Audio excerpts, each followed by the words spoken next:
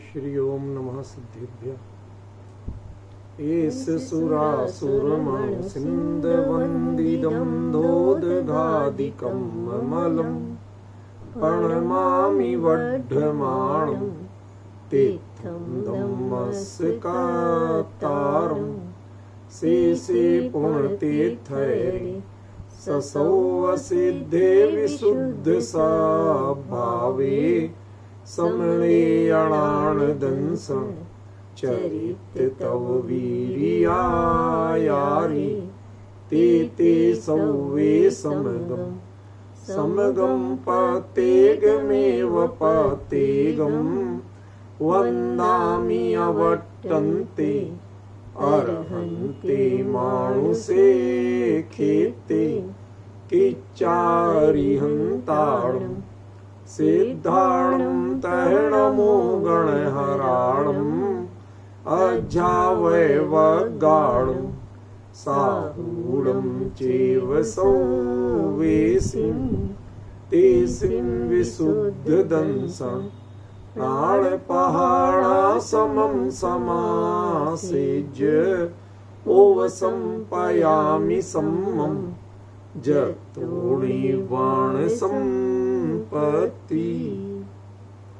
प्रवचन सार परमागम चरणानुयोग चूलिका महाधिकार गाथा 260 पृष्ठ 498।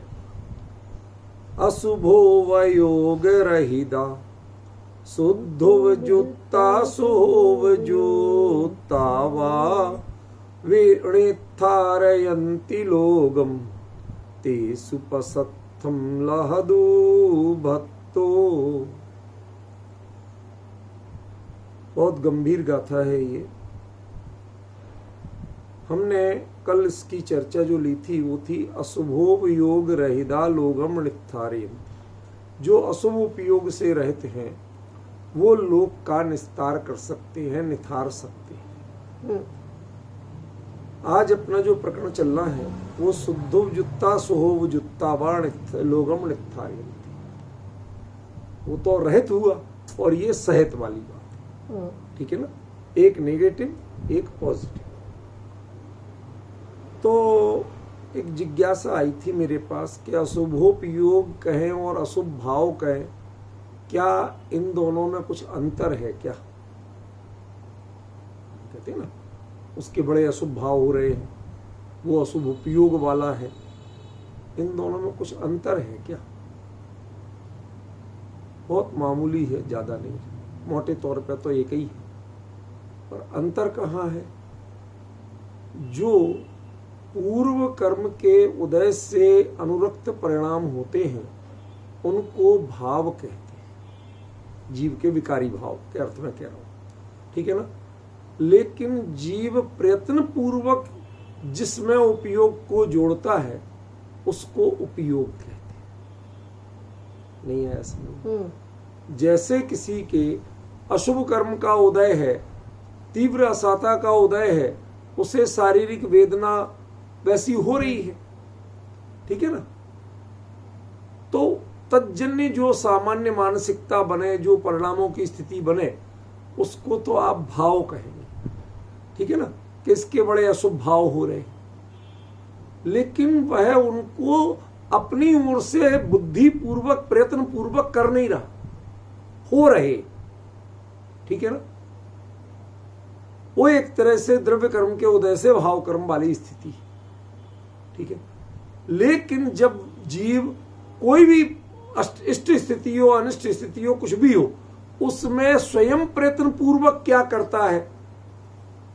कई लोग होते हैं जिनकी बड़ी विपरीतताएं होती है पर वो बड़े अच्छे भाव करते हैं। कई लोग होते हैं कि जिनके बड़ी अनुकूलताएं होती हैं पर वो बड़े विपरीत भाव करते हैं। तो जो जीव प्रयत्न पूर्वक जहां जुड़ रहा है उसको विशेष रूप से उपयोग कहा गया, और जो सहज ही कर्म प्रवाह में जो स्थितियां बन रही हैं उनको मुख्यपणे भाव कहा गया। खास तौर पे अशुभ भाव के संदर्भ में ये बात कह रहा हूं, वो ये है शुभ या शुद्ध के संदर्भ में नहीं कह रहा हूं, ख्याल में। तो जो एक सांकेतिक मुझे बताना था वो बताया बाकी यदि आप तकनीक रूप से देखें तो जिनवाणी में दोनों को एक अर्थ में अधिकांश जगह प्रयोग किया गया। लेकिन जब दो शब्द भिन्न भिन्न प्रयोग किए जाते हैं, इसका मतलब है दोनों में कुछ ना कुछ फर्क तो है। ठीक है ना? वह संकेत मैंने आपको क्लियर किया। आज का विषय बहुत मार्मिक है। शुद्धोवजुत्ता लोगमणित्थारयन्ति व सुहोवजुत्ता लोगमणित्थारयन्ति। पहली कंडीशन क्या लगाई? शुद्धोपयुक्ता लोगमणित्थारयन्ति।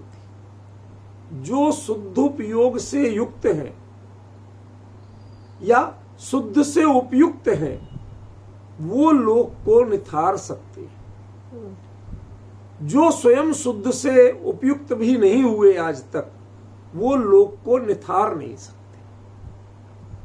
एक बार एक जिज्ञासु व्यक्ति ने, सज्जन थे बहुत, स्वयं प्रतिमाधारी थे, बहुत सदाचारी थे, संपन्न भी थे, बहुत विनम्र परिणाम वाले भी थे, कोई ऐसी उनमें कमी नहीं लगती थी कि आप उन पर उंगली उठाएं, और मेरे से बड़ा आत्मीय संबंध।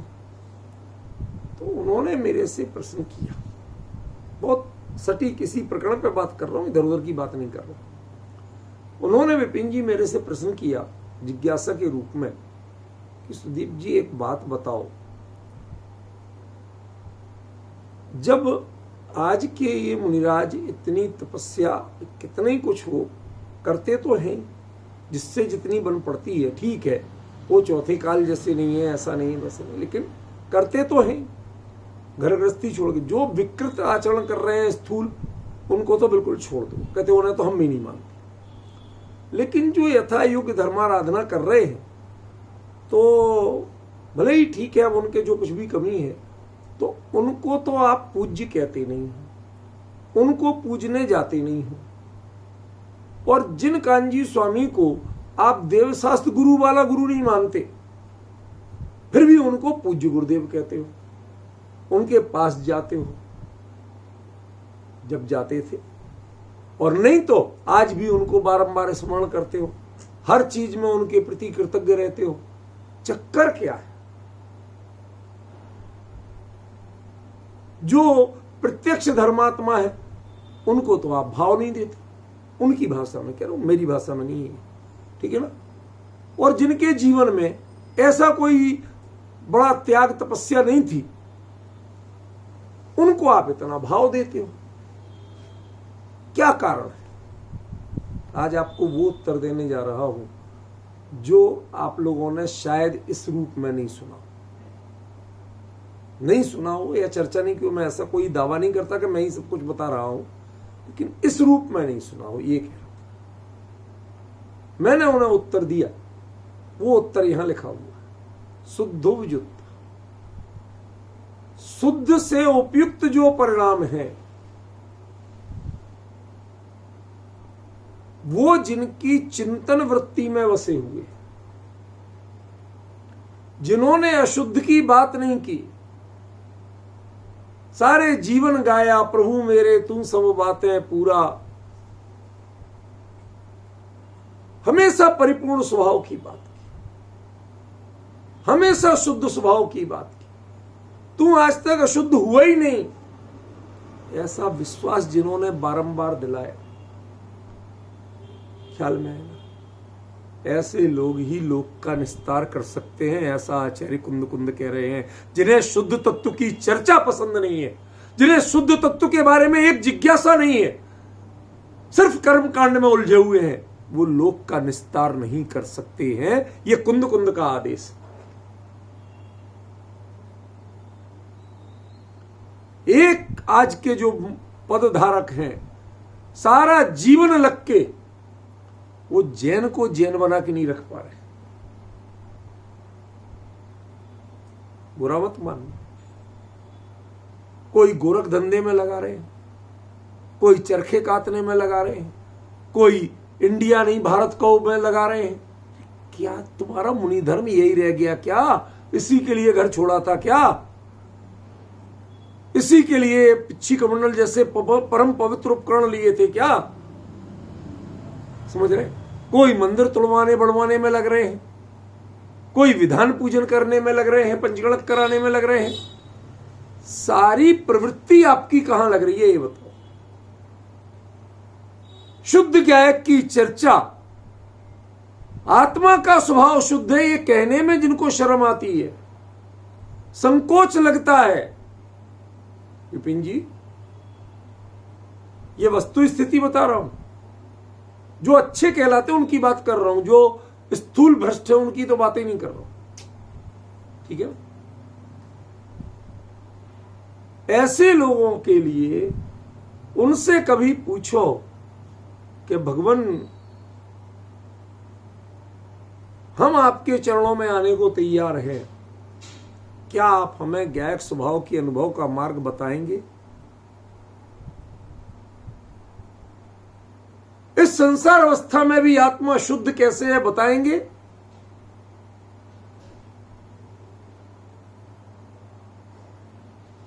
समय सार में जैसे भगवान आत्मा को शुद्ध कहा गया, जो रूप बताया गया उसका मर्म बताएंगे?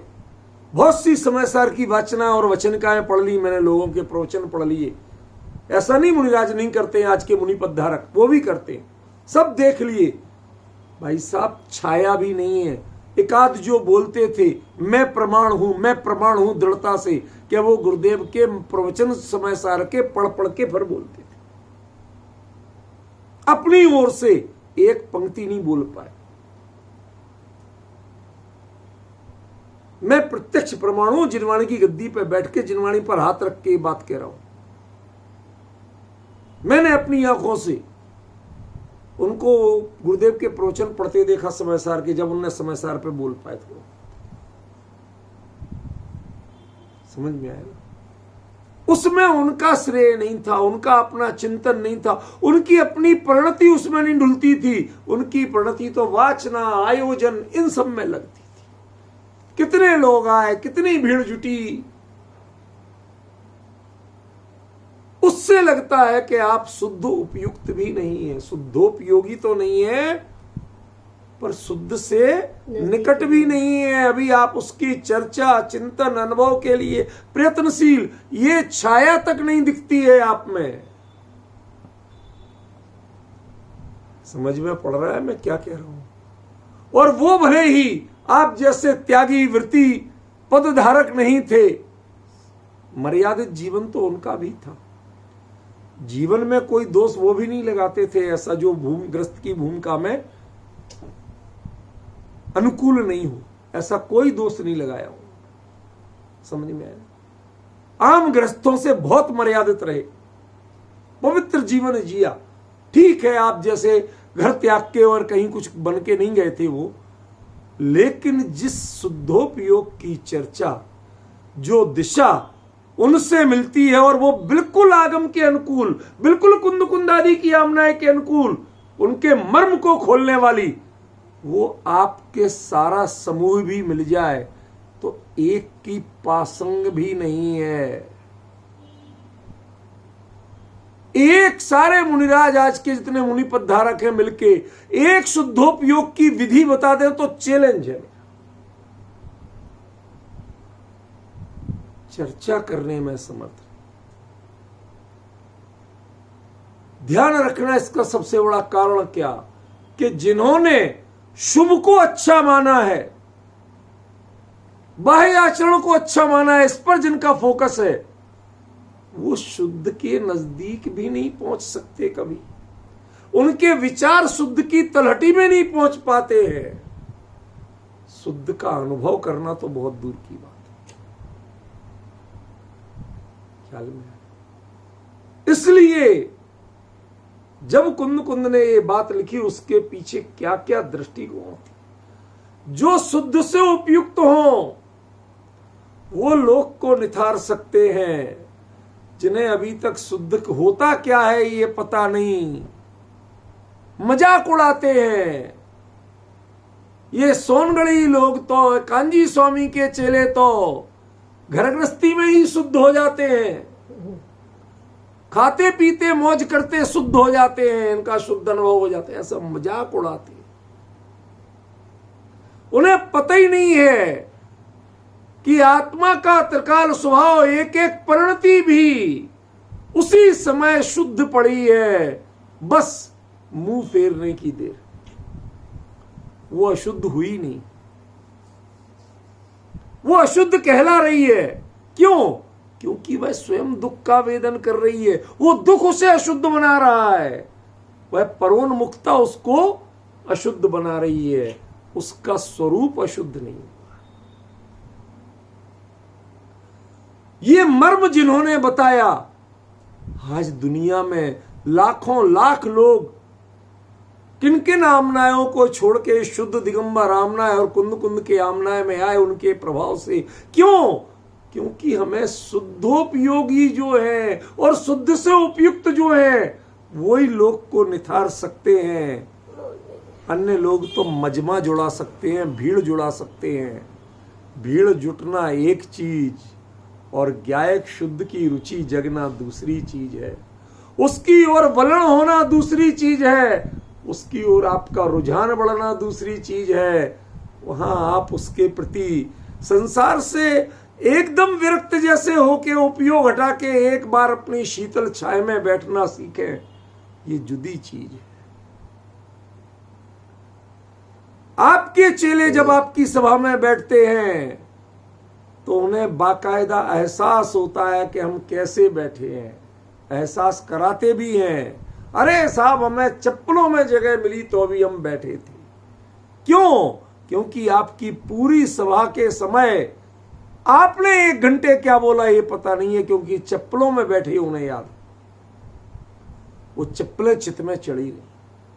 और हमने ऐसे सैकड़ों लोग देखे जो गुरुदेव के प्रवचन में बैठते थे, जब उस समय कहां खड़े और कहां बैठे ये पता नहीं, क्या कहा, गायक पर्याय में आता नहीं, गायक पर्याय से मलिन होता नहीं, गायक की परिणति भी कर्म के उदय से मलिन होती नहीं। ये दृढ़ता, ये विश्वास जगाते थे। उन्हें वो पंक्तियां याद रहती थी, उन्हें जूते चप्पल और सर्दी गर्मी याद नहीं। अंतर समझ में आ रहा है भाई साहब? विपिन जी, क्या फर्क है? शुद्धो जुत्ता लोगम नित्थारयंती। पहले शुद्ध से जुड़ने की तो कोशिश करो, शुद्ध के नजदीक जाने की तो कोशिश करो। एक बार स्वीकार तो करो कि आत्मा त्रिकाल शुद्ध है, सिद्ध समान सदा पद मेरो। एक बार हौसला तो लाओ। यहां तो कहने की हिम्मत नहीं होती है, कहे तो लोगों को लगता सोनगढ़ी हो जाओगे,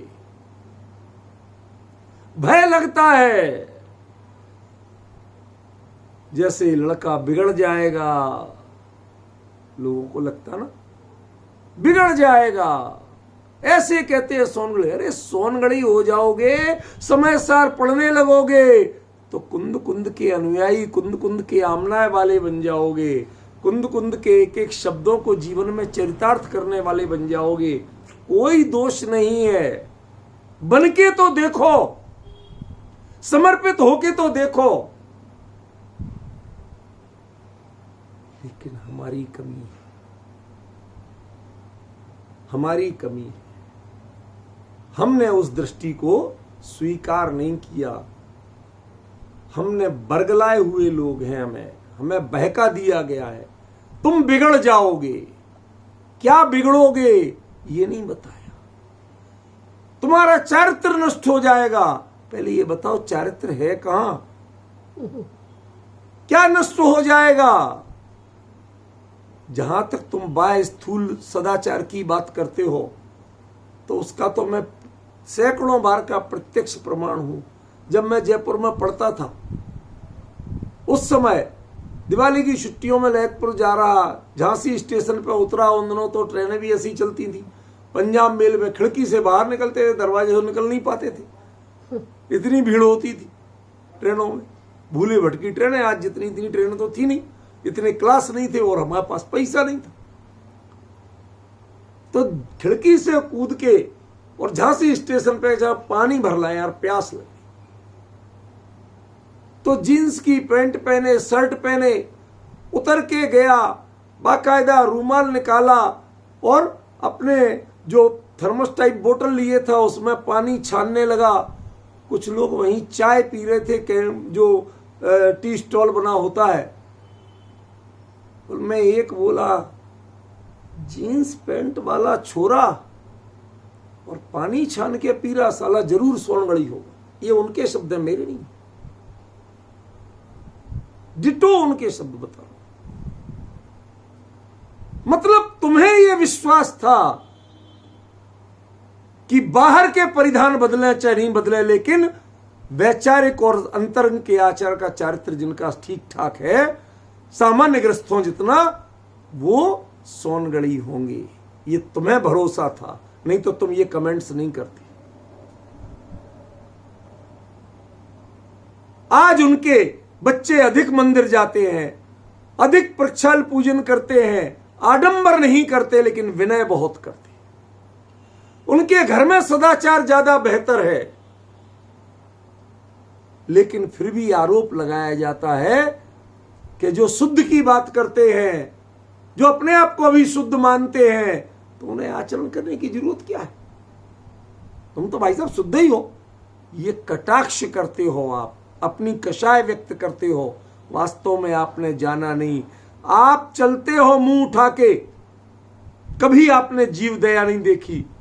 हमने उनकी जीव दया देखी। आपको कई बार बता चुका हूं, फिर भी जब भाव विभोर होता हूं तो बताता हूं। शिविर के समय तेज गर्मी पड़ रही, नीम के फूल उड़ रहे, रतन लाल जी गंगवाल, पन्ना लाल जी गंगवाल दोनों भाइयों के साथ गुरुदेव ऐसे जा रहे, बात करते हुए। वो पगडंडी बनी थी पत्थर की, दूरी जरा सी नहीं परमागम मंदिर से उनके जो चर्चा का भवन था जहां गुरुदेव रहते, उतनी सी दूरी 50 कदम मुश्किल से हो। उतने में रतनलाल जी इनकी बात सुन रहे थे, एक फूल पर पैर पड़ गया, नीम के फूल। अरे रतनलाल जी यो कहीं कर दियो, भविष्य के अनेक सिद्ध भगवंतों पर तुमने पैर रख दिया। उनकी दृष्टि में वो कीड़े मकोड़े नहीं थे।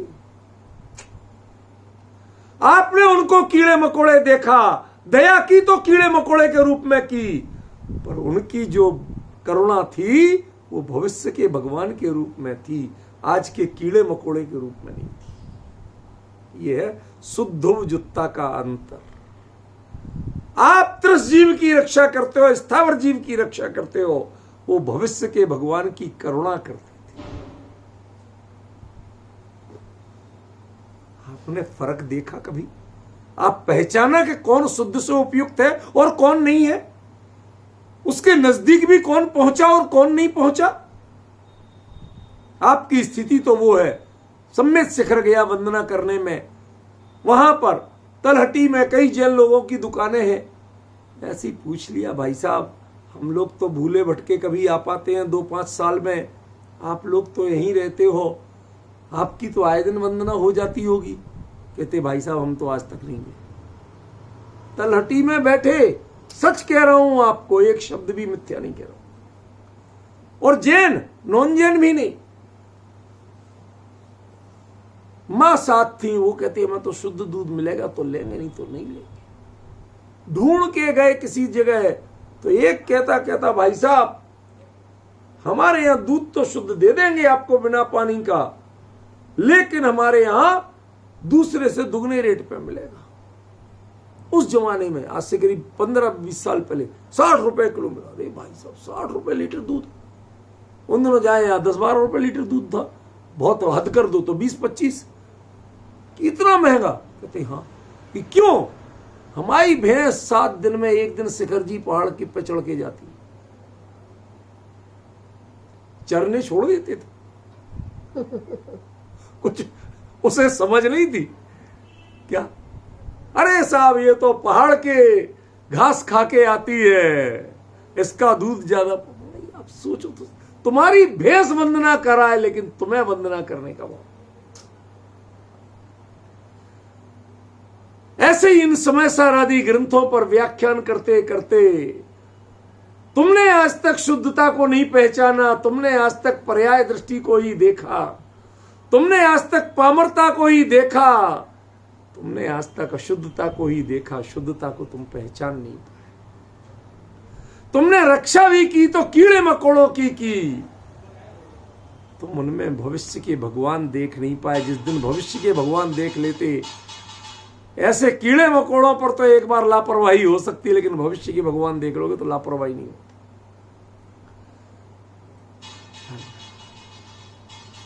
ऐसे लोग लोक का निस्तार कर सकते हैं, वह निथार सकते हैं जिनमें शुद्ध की उपयुक्तता भी नहीं है, निकटता भी नहीं है, जिनकी रुचि भी नहीं है, रुझान नहीं है, प्रयास नहीं करते कभी शुद्ध होने का, ज्ञायक के अनुभव का कभी प्रयास नहीं करते, कैसे होता होगा। जिन्होंने आज तक इस बारे में सोचा नहीं, मैंने कई लोगों से पूछा, ईमानदारी से कह, 40 से अधिक आज के जो मुन्नाजिम लोगों को सन 82 से पढ़ा रहा, 10 साल से तो बंद कर दिया, पर वो इतने साल पढ़ाया, सन 82 से स्वाध्याय कराया शास्त्रों का। कभी कभार बातचीत में पूछ लेता, महाराज जी कुछ ज्ञायक का आता पता है, अनुभव की विधि है कुछ बताओ। अरे साहब बिल्कुल, अनुभव की विधि बताओ। अरे पहले त्याग तपस्या करना पड़ेगी। किसी ने विकल्प छोड़ने की बात नहीं कही, किसी ने स्वभाव सन्मुख होने की बात नहीं कही। पंच परमेष्ठी का ध्यान करो। अरे भाई, हम पंच परमेष्ठी के ध्यान को बुरा नहीं कहते, लेकिन क्यों करो, उससे होगा क्या? क्या आपको दीन बनना है? वो महान है, हम चरणों में आए हैं, प्रभु पतित पावन में अपावन चरण आए हो। ये ऐसे ही करना है? रोना है क्या? मुझे भिखारी बनाना है क्या? तुम वो विधि बताओ जिससे मुझे आत्मविश्वास बढ़े, ज्ञायक की प्रतीति, मैं ज्ञायक हूं, इसका दृढ़ता बढ़े, ये हौसला हो कि हां मैं हूं, मैं शुद्ध हूं, इसका विश्वास तो आए। आज तक तो आपकी वाणी में वो वजन नहीं है। जब आप ही कॉन्फिडेंट नहीं हो तो आपसे हम क्या कॉन्फिडेंट होंगे? हमें क्या समझ में आएगा? हमें क्या मिलेगा? जिसने तुम्हें पकड़ा नहीं उसको छोड़ने की बात करते, पर पदार्थों ने तुम्हें पकड़ा नहीं, तुमने पर पदार्थ को पकड़ा नहीं, आत्मा पर को, जड़ को पकड़ सकता नहीं, उसको छोड़ने की, उसकी चिंता कर रहे हो। जो तुम ज्ञायक शुद्ध हो उसका चर्चा चिंतन तुम्हें मंजूर नहीं। तुम्हें ये और लगता है कि ये बातें करोगे तो बिगड़ जाओगे, भ्रष्ट हो जाओगे।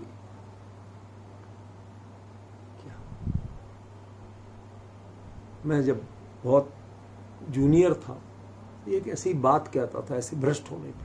हमने कहा भाई, कोई पहाड़ पे हो तो गिर सकता है, घर की छत पे हो तो गिर सकता है, सीढ़ियों पे हो तो गिर सकता है, खड़ा हो फर्श पे तो गिर सकता है, बैठा हो तो गिर सकता है, लेकिन जो जमीन पे चारों खाने चित पड़ा हो वो भला आदमी गिर के कहां जाएगा? मिथ्यात्व गुणस्थान से भी नीचे कोई गुणस्थान है क्या? नहीं। उसमें तुम पड़े हो तो गिर के कहां जाओगे? तुम्हारे तो उठने के चांस है, गिरने के कोई चांस ही नहीं। भूल जाओ, डर निकाल दो हृदय में कि तुम बिगड़ जाओगे। और जिस बाहरी क्रियाकांड को तुम बिगड़ना या सुधरना मानते हो, उससे तुम्हारा ना बिगाड़ है ना सुधार है। वो छूटेगा नहीं, सदाचार छूटेगा नहीं, ये गारंटी है, बल्कि अधिक सावधानी से करोगे। क्यों? क्योंकि जब पहले पानी छानते थे कीड़े बचाने के लिए, अब पानी छानोगे तो भविष्य के भगवान की विनय करने के लिए। दृष्टि बदलेगी तो चर्या और फिल्टर्ड होगी, बिगड़ेगी नहीं। पर तुमने हमेशा भय दिखाया, स्वर्ग का प्रलोभन दिखाया, और बिगड़ने का भय दिखाया। कर्म कांड करो तुम्हें स्वर्ग मिलेगा।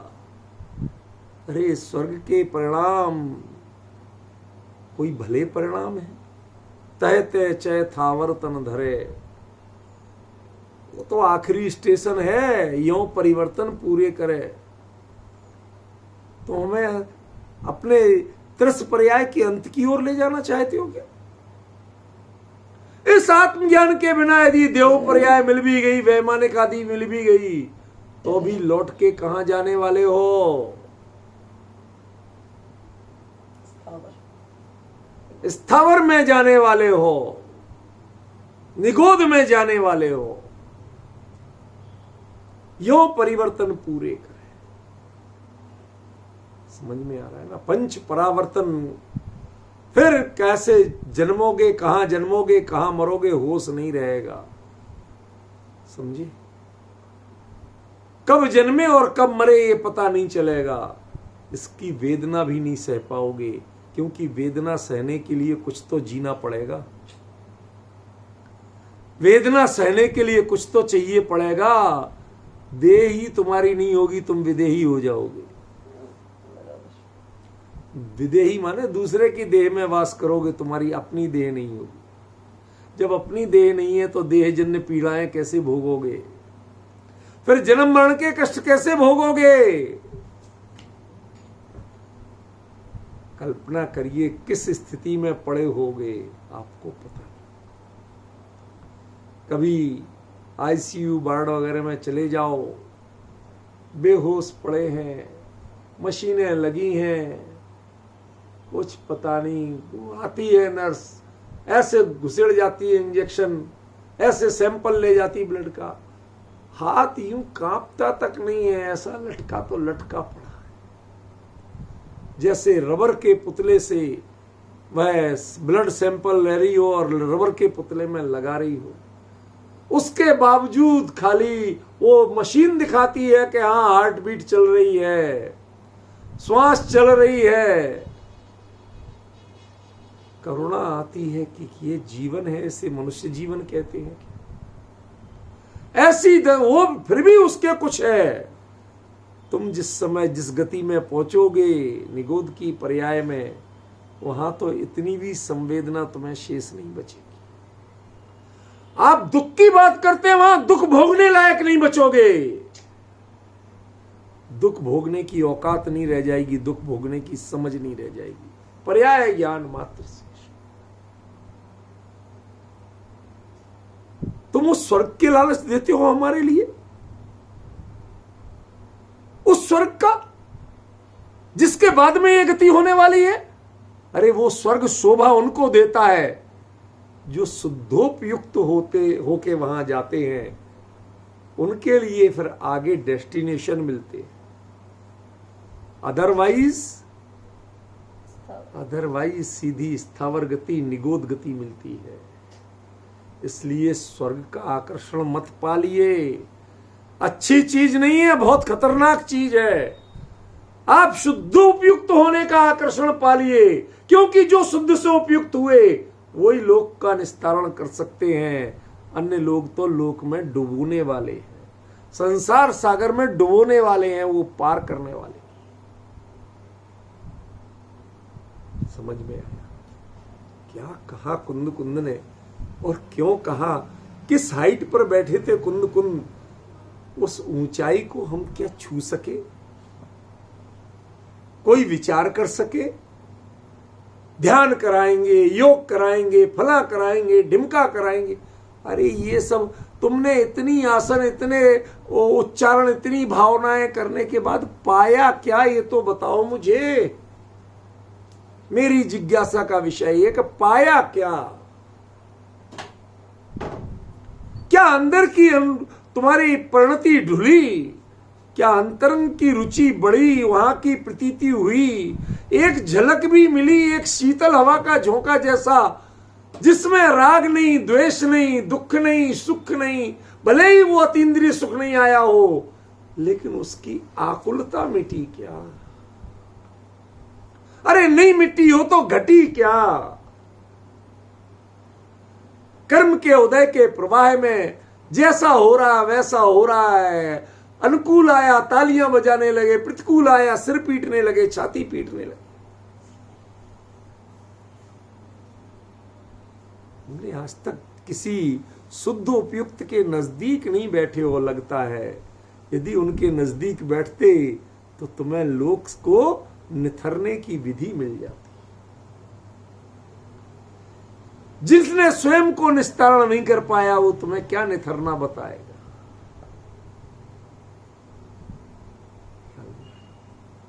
समय सार में कुंदकुंदाचार्य देव ने एक शैवाल का दृष्टांत दिया। काई, वो कहते हैं काई धूप में सूख जाती है, रूखी होती है, मलिन होती है, गंदी दिखती है, लेकिन ज्ञानी कहते हैं यहां काई है, माने नीचे निर्मल जल विद्यमान है। तुम काई की दृष्टि छोड़ो। अरे साहब कैसे, इतना गंदा? कहते इसी काई को फाड़ के, इसी काई को हटा के, इस ऊपर की प्रणति में जो तैर रहा है इसको हटा के अंतरंग में जाओ तो निथरा हुआ निर्मल जल मिलने वाला, उससे तुम्हारी प्यास बुझने वाली। ऐसे ही प्रणति में जो राग द्वेष की काई है, इसको थोड़ा सा हटाओ अपनी दृष्टि से, अंतरंग में झांको, तुम्हें इसी में एक निर्मल आनंद का सरोवर मिलने वाला है। एक घूंट भी पियोगे तो तुम्हारे भव भ्रमण की प्यास बुझ जाएगी। लेकिन जिन्होंने खुद नहीं जाना वो दूसरों को क्या बताएंगे। वो तो कबीर ने एक बात लिखी, जिन खोजा तिन पाइया गहरे पानी पैठ, मैं बपुरा बूढ़न डरा रहा किनारे बैठ। कुछ समझी रूपल बैठ? हिंदी तो आती नहीं ना। हिंदुस्तानियों को हिंदी आजकल कम आती है, इंग्लिश मीडियम में पढ़ते हैं तो कहां से आएगी। कोई व्यंग नहीं कर रहा हूं, वस्तु स्थिति बता रहा हूं। हमारे बच्चे भी उनका 49 धीरे से पूछते डैडी ये कितने होते हैं, तो ये तो है, छोड़िए इसको, इग्नोर करिए। मुद्दे की बात क्या चल रही थी, क्या कह रहा था मैं? कबीर ने क्या कहा, जिन खोजा तिन पाइया। जिसने अपने को स्वयं में खोजा उसने पाया। तुम्हें ढूंढना था निज में, निज को, और ढूंढ रहे थे तुम पर में। परमात्मा में आत्मा नहीं ढूंढो, आत्मा में परमात्मा ढूंढो। हमने परमात्मा की शरण में सुख चाहा। एक जैन भगवान ऐसे हैं जो कहते निजात्मा की शरण में सुख है, परमात्मा की शरण में सुख। क्योंकि परमात्मा में परम शब्द तो है, पर उसमें मां को हटा दो तो पर पहले है। वो परमात्मा भी पर है, स्व नहीं है। सुख तो स्वाधीनता में, पराधीनता में सुखी है। जिन खोजा, जिसने अपने अंदर में खोजा, तिन पाइया, उसने पा लिया। गहरे पानी पैठ, पानी में उतरना पड़ेगा, डरना नहीं पड़ेगा। गोताखोर कौन बनेगा, समुद्र से मोती कौन निकालेगा। जो समुद्र में घुसने से डर जिसको लगता हो वो नहीं निकाल सकता। ख्याल में वो कबीर लिखता है, जिन खोजा तिन पाइया गहरे पानी पैठ, उतरो एक बार। ये ज्ञानी समय सार जैसे ग्रंथ लिखते हैं, प्रवचन सार जैसे ग्रंथ लिखते हैं, उनकी गहराई में एक बार उतरो तो सही। लेकिन कबीर कहता है दुखी कौन, कि मैं बपुरा, मैं बेचारा, बूढ़न डरा, इसमें कहीं डूब ना जाऊं, इसलिए डर गया। रहा किनारे बैठ, किनारे बैठा रहा। एक कदम बढ़ाता और डरता, अरे पानी है कहीं डूब गया तो। आज तक जमीन पे चला, पानी में तो चलना आता नहीं, डूब गया तो। अरे एक बार अपने अनंत भाव तुमने पर के भ्रमण में लगाए हैं, एक भाव तो अपने स्वरूप में समर्पण में लगाओ। जब अमृतचंद्राचार्य लिखते हैं, ऐ कथमपि मृत्वा तत्व कौतु हलीसन, अनुभव भव मुहूर्ते पार्श्ववर्ती मुहूर्तम, 1-6 महीनों कहनो मेरो मान ले। बनारस दास जी उसका अनुवाद करते हुए लिखते हैं, अरे जगबासी तू उदासी होए के सब जगते हैं, 1-6 महीनों कहनो, एक बार 6 महीने प्रयास तो कर, 1-6 महीने का समय तो मुझे दे, एक बार 6 महीने के लिए विश्वास तो जगा के मैं शुद्ध हूं। ऐसे लोगों की संगति कर जिन्होंने गायक और शुद्धता के गीत गाए, जिन्होंने संसार के गीत नहीं गाए, जिन्होंने कर्मों का भय नहीं दिखाया, उनकी संगति तो कर जरा। क्यों? ऐसे लोग ही लोक का निथार कर सकते हैं, अन्य कर नहीं सकते। ये भय दिखाने वाले, पर्याय की दृष्टि वाले, ये कभी तुम्हारा उद्धार नहीं कर सकते।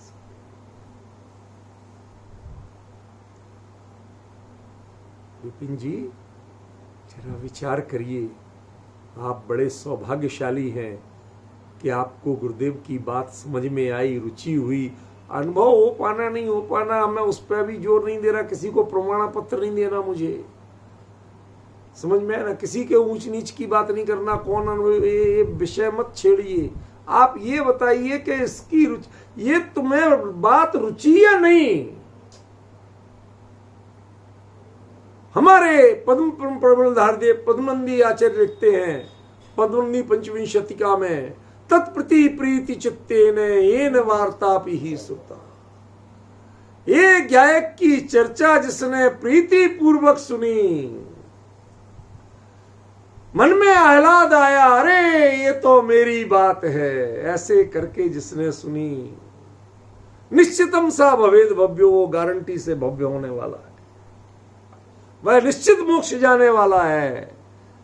भी यहां तो आप पद ले लिया, लेकिन आपको गायक की चर्चा नहीं रुचती।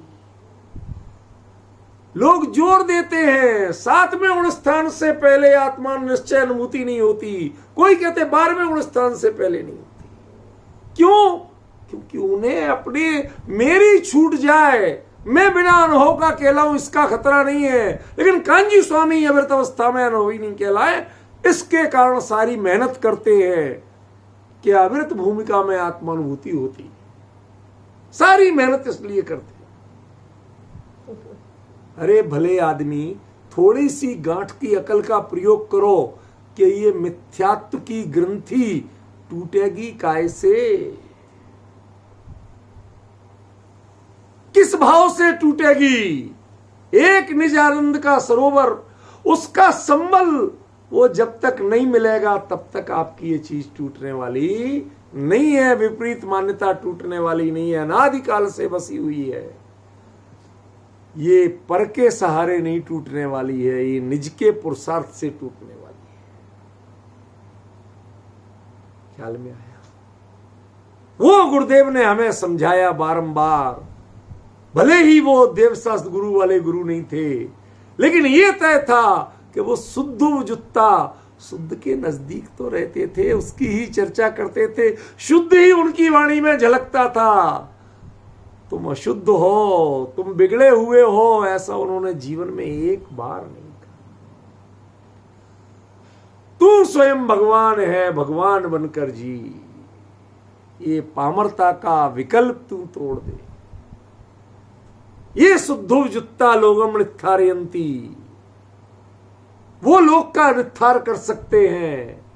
आप शारीरिक कर्म कांड करा करा के लोग का निस्तार नहीं कर सकते।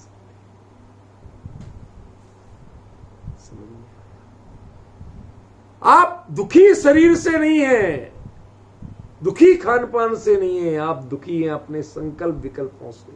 उन पर आपका खान पान काम नहीं करता, आसन और योगासन काम नहीं करते, उन पर कोई काम करता है तो आपके स्वरूप का चिंतन काम करता है, स्वरूप की रुचि काम करती है। स्वरूप में आस्तिक का आत्मविश्वास। लोग कहते हैं आस्तिक कौन है? कि जिसको निज गायक का भरोसा है कि मैं गायक हूं, वो आस्तिक है, बाकी सारे नास्तिक है। क्या किसी भगवान को मानो या नहीं मानो, आप आस्तिक नहीं हो सकते। मैं गायक हूं इसका भरोसा आपको है कि नहीं, इसका नाम आस्तिक। और पता है, ये जैन ग्रंथ में नहीं लिखा है, ये वैदिक ग्रंथ में लिखा है। आस्तिक्यम आत्मविश्वास। समझ लो। अरे उन लोगों के यहाँ भी आपके यहाँ के गीत गाए जाते थे। आपको एक बार छंद बताया था, आपको याद है कि नहीं है? योग वासिष्ठ में लिखा है, क्या लिखा रूपल बहन? रामचंद्र जी जब सारे उनके हिसाब से लीलाएं कर चुके, जो कुछ करना थी, संसार का सब कुछ देख लिया, सीता से ब्याह भी किया, सीता के साथ वनवास भी गए, सीता हरण के वियोग में भी रहे, युद्ध भी किया, सीता को लेके आए, फिर धोबी के कहे उसको वनवास में भेज दिया, कहाँ रही, कैसे हुए, सब कुछ देख लिया। अब रामचंद्र जी अकेले बैठे थे। पूछा किसी ने कि भगवान लीलाएं तो सारी कर ली आपने, अब बताओ आप क्या चाहते हो, अब आपके मन में क्या चल रहा है? तो उन्होंने लिखा है योग वासिष्ठ में, ना हम रामो, मैं कोई राजा राम नहीं हूं, न मैं वांछा, मैं अब कुछ नहीं करना चाहता, जो होना था हो गया, मैं कुछ नहीं करना चाहता। विषय सूचना में मना, ये पंचेंद्री के विषय भोग, इनमें मेरा कोई मन नहीं। तो चाहते क्या हो कि शांतम आसितुम इच्छामि, मैं शांत रहना चाहता हूं, स्वात्मन्येव, अपनी आत्मा में, जिनो यथा, जैसे जिनेंद्र भगवान अपने स्वरूप में विराजमान रहते। ये योग वासिष्ठ की छंद है। आपके धर्म, आपके जिनेंद्र की महिमा, जब उनकी सारी लीलाएं समाप्त हो जाती हैं तो वो कहते भैया जिनेंद्र परमात्मा ने जो अपने स्वरूप में अनुभव की विधि बताई, जो स्वरूप में लीनता का स्वरूप बताया, उसके मुकाबले अन्य कोई नहीं हो सकता। वह है आत्महित का कोई रास्ता दूसरा नहीं। ये वो लिखा है, समझ में आया क्या क्या हुआ? आप महाभारत पढ़िए, गीता पढ़िए, उनमें लिखा है। कृष्ण लिखते हैं, नारायण श्री कृष्ण, वो लिखते हैं, बताते हैं, उपदेश देते हैं। वो कहते हैं युधिष्ठिर, ये गंगा में नहाने से कर्म नहीं धुलेंगे। आत्मा नदी संयम तोय पूर्णा, ये आत्मा वो नदी है जिसमें संयम का जल भरा हुआ है। सारा कहते कहते तत्रावगाहन कुरु पांडु पुत्र, हे पांडु के पुत्र, उस आत्मा में अवगाहन करो। नहीं वारिणा शुद्धति चा अंतरात्मा, ये जल में डुबकी लगाने से आत्मा निर्मल नहीं होती। जिनके यहाँ सारे तीर्थ नदियों में पानी में बने हुए हैं ना, वो ये कह रहे हैं कि नदी में नहाने से, पानी में डुबकी मारने से आत्मा निर्मल नहीं होती। निज ज्ञान का अनुभव करने से आत्मा निर्मल होती है। आज आप पूरे विश्व के दर्शन देखेंगे तो ये स्वरूप के अनुभव की विधि, ये गायक की शुद्धता की विधि अकेले जैन दर्शन में जो दी है, सब उससे उपकृत हैं। जब उन्हें ये बात कहना होती है तो जैन का और जिनेंद्र का स्मरण करते हैं। ग्रंथ उनके, लेखक उनके, आमना है उनकी, लेकिन जहां ये प्रकरण आता है तो वो कहते भैया ये बात तो अकेले जैनों ने बताई है और किसी के पास नहीं। हम उनकी ईमानदारी के प्रति बहुमान कृतज्ञता ज्ञापित करते हैं कि आपने उसमें छल नहीं किया। पर हमारे जो जैन धर्म के झंडाबरदार हैं, वो मात्र इस कसाय के कारण कि कांजी स्वामी सम्यक दृष्टि ना कहला जाए, इसलिए चौथे गुण स्थान में आत्मानुभूति मानने को तैयार। अब वो तो व्यवहार से, निश्चय तो 7वें में होती है, 7वें से भी 12वें में होती है। विपिन जी, इसके पीछे असली कारण ये नहीं है कि शास्त्र में क्या लिखा है। असली कारण जो ये है वो एक इतना ही है। कहते साफ कहां लिखा बताओ?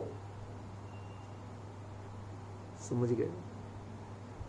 ये प्रश्न जो आता है, ये जो आक्षेप आता है, वो इसलिए आता है, कांजी स्वामी तो अविरति अपने आप को मानते थे, और अविरति के सम्यक जब आत्मानुभूति होती नहीं, निश्चय सम्यक दर्शन होता नहीं, तो कांजी स्वामी सम्यक दृष्टि नहीं रहेंगे।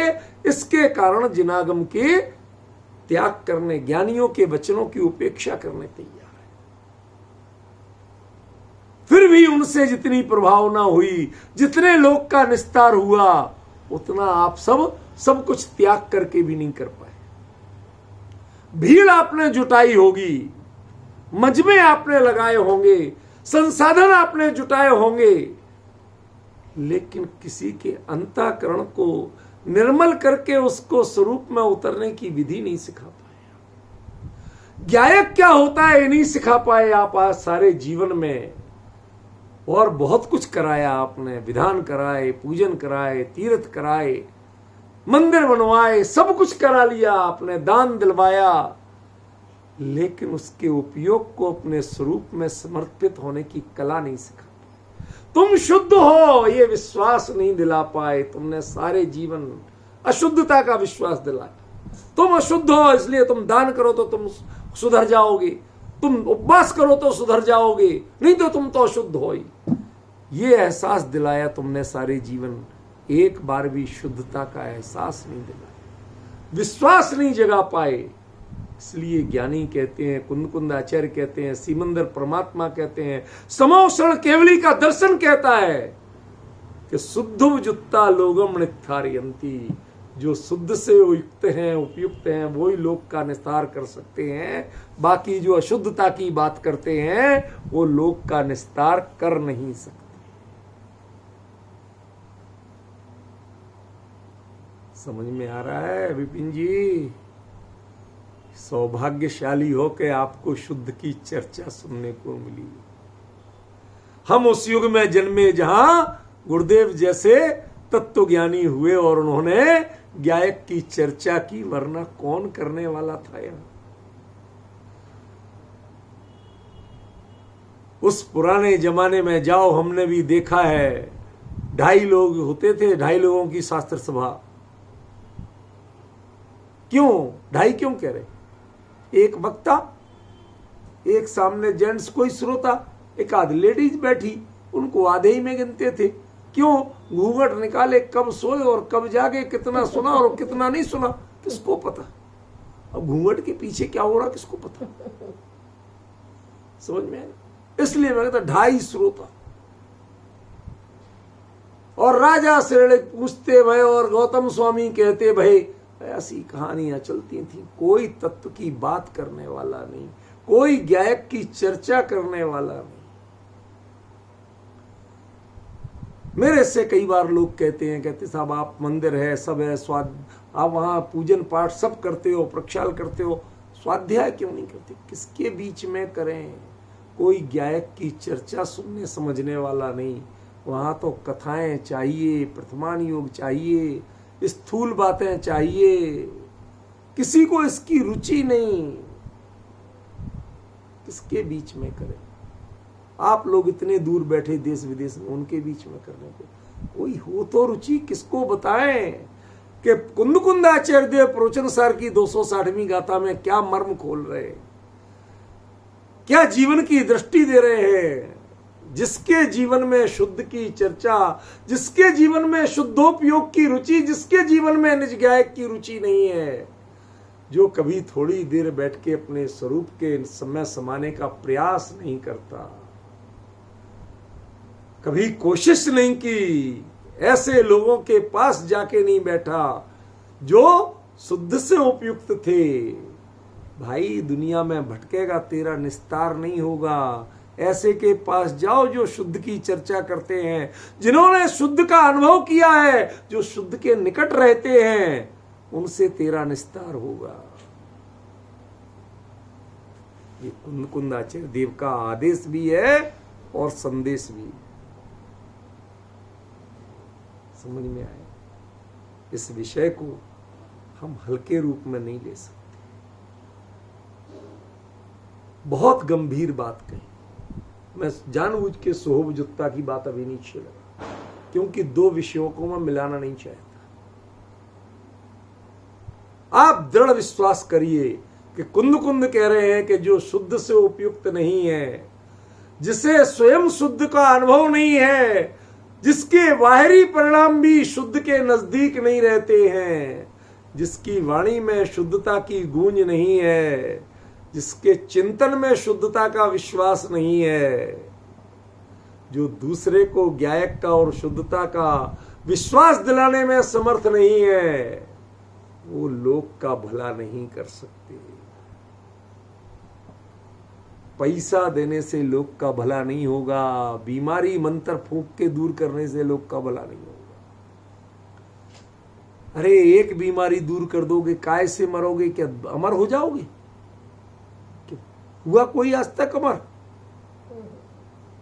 जो देवता अमर कहलाते, झूठ नहीं कह रहा हूं, भक्त अमर स्तुति पढ़ा है ना, उसमें दिया ना, भक्त जो देवता, देवता के लिए अमर शब्द प्रयोग किया, समझ गया ना? जिनको आप अमर कहते हो वो भी मरते, आज तक अमर नहीं हुए। ये देह तो विनाशी तत्व है, ये अविनाशी है ही नहीं। तुमने उसको परखा नहीं, समझा नहीं। हमें तो आज कोई शुद्ध गायक की रुचि वाला, जिसने घर संसार छोड़ के शुद्ध गायक की रुचि में रमता हो, ऐसे दिखते नहीं। एक तो दिखे हैं, उनके पास जाने को तैयार हैं, बैठने को तैयार हैं। ख्याल में है? कोई तो बताए कि आपको ये रुचि है, लगी कहां से, ये रस लगा कहां से, ये चस्का लगा कहां से आपको? हमें तो ये चस्का सोनगढ़ से लगा, तुम्हें ये चस्का कहां से लगा, ये तो बताओ। तुम्हारी जड़ कहीं ना कहीं सोनगढ़ में मिलेगी, वरना इसका चस्का और कहीं किसी को लगा नहीं है। क्योंकि किसी के पास ये माल था ही नहीं, किसी ने ऐसा विश्वास ही नहीं किया, ये विचार ही नहीं किया कि मैं शुद्ध हूं, मैं कभी अशुद्ध हुआ ही नहीं, अशुद्धता मेरा स्वरूप नहीं। ऐसा दृढ़ विश्वास, ऐसा वज्र घोष किसने किया, ये तो बताओ आज तक। पामरता की बातें सब करते हैं, प्रभु पतित पावन, मैं अपावन, ये रोना गाना सबने सीखा है। लेकिन कोई भगवान के सामने जाके कहे अहमे को खलु शुद्धो, ये हिम्मत किसकी हुई? किसको इतनी बुद्धि दौड़ी? किसने ये सिखा पाया? अब समझ में आया। तब मैंने उनको कहा था, भाई साहब, इसलिए मैं गुरुदेव का कृतज्ञ हूं और जीवन भर रहूंगा, क्योंकि ये मर्म, ये लोक को निस्तार करने वाला मर्म और दृष्टि, ये उनके पास थी, ये दुनिया में किसी के पास दिखी नहीं आज तक। शांति भाई जी, यहां कोई पैरों की छाप लेने, गुरुदेव के पैरों की छाप मेरे घर में नहीं है, कहीं नहीं मिलेगी। उनकी छाप और फोटो, इन सब से मैं उनका अनुयायी नहीं बनना चाहता, कोई रूढ़ी नहीं पालना चाहता। जो तत्व उन्होंने दिया है, वो तत्व मेरे हृदय में बसा है, तो गुरुदेव मेरे हृदय में बसे हैं, मुझे बाहर में दिखाने की जरूरत नहीं। ख्याल में? आप सब बाहर में प्रमाण दिखाते हो, मैं तो कहता हूं मेरे अंदर में झांको, तुम्हें गुरुदेव ही गुरुदेव दिखे। ख्याल में? ये हौसला जिन्होंने दिया, शुद्धो जुत्ता लोगम नित्थारयंती, ये दृढ़ विश्वास करो, खूंटा गाड़ के रह जाओ, जीवन में तय कर लेना, तुम्हारा भला और कोई कर नहीं सकता। जो शुद्ध गायक की चर्चा करे, इसका विश्वास दिला सके, इसकी प्रतीति की ओर तुम्हें ले जा सके, वही तुम्हारा भला कर सकता है। दुनिया में ना अरबपति भला कर सकता है, ना करोड़पति कर सकता, ना पंडित कर सकता है, ना साधु कर सकता, कोई नहीं कर सकता। जो तुम्हें शुद्धता की बात करे और शुद्धता की प्रतीति कराने में समर्थ हो, वही तुम्हारा भला कर सकता, वही तुम्हारा उपकारी हो सकता। ये तुम्हें तय करना पड़ेगा। ख्याल में आया? ये तय करना पड़ेगा, कोई दूसरा विकल्प नहीं है आपके पास। ये देखो आप, शुद्धो जुत्ता लोगों नित्थारयंती, क्या कहा कुंद कुंद आचार्य देव ने, और क्यों कहा, आप कुछ समझ में आ रहा? शुभोपयोग के लिए उन्होंने खोटा नहीं कह दिया। कल यदि चर्चा चली तो ऐसी चलेगी कि शुद्धोपयुक्ता के लोगम नित्थारयंती। देखो कल चली अशुभोपयोग रहता लोगम नित्थारयंती, आज चली शुद्धोपयुक्ता लोगम नित्थारयंती। अब आगे जो चर्चा चलेगी वो शुभोपयुक्ता लोगम, वो क्या है, वो अलग चलेगी। इसमें मिलाना नहीं चाहता था मैं, उसको अलग से सुनिए, उसका मर्म आपको पता चलेगा। आज समय